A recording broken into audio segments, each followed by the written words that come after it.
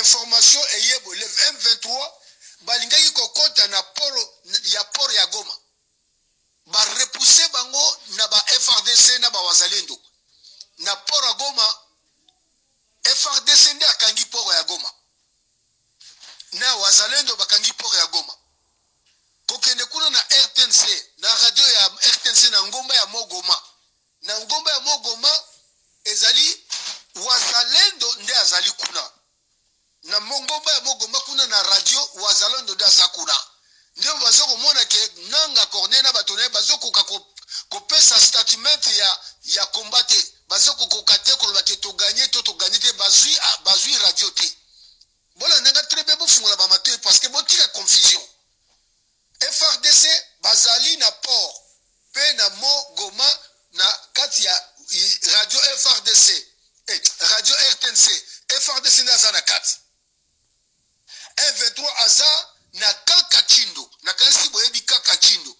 FRDC azali na boulevard long boulevard ya munene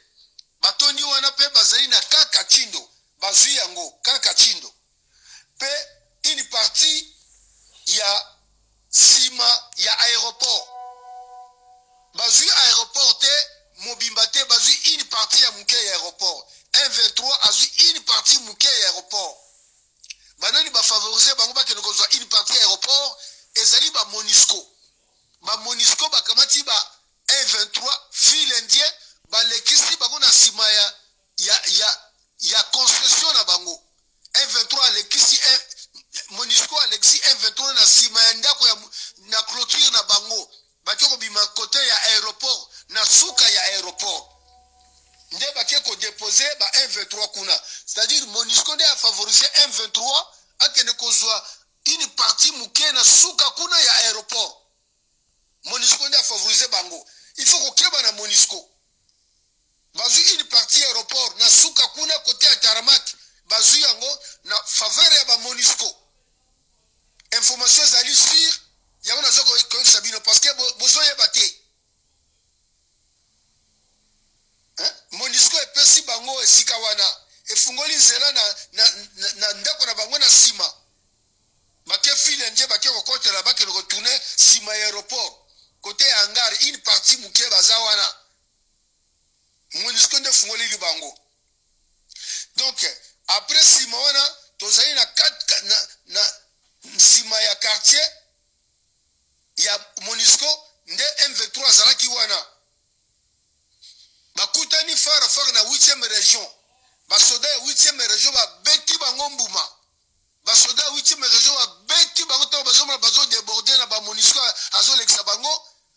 basoda ya 8e région ba beti bango ba mbuma. Alors hémorragie wana katanaki mais ebele déjà basi balekaki bakeina côté ya Tarmac na aéroport ya Goma na Pointer kuna na coin nde wana be bazaliti sikoyo. FRDC asengi renfort balingi bakende ko rejoindre bato mosusu kuna na mboka ya sika oyo tozui basoko linga bakende kuna me nzele zate basoda mosusu baza na posa bakende kuna na mboka ya sika oyo biso tozui me nzele ezalite ba FRDC be bazolinga bakende kuna mo ndambo bakende ko renforcer kuna me nzela ya koleka eza susu te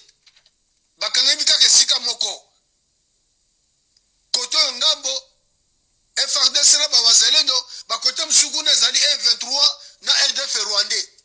Donc ville mobimba ya Goma ezali saturé na basoda basivile baza na bandako baza na bona bandako siko ezoko senga renfort ya una zo senga na président Félix tinda renfort bazo senga basoda bazo senga yo renfort bazo senga yo renfort po ba meka ko avancer bien pe ba tala base arrière na sima po basoda baza na Goma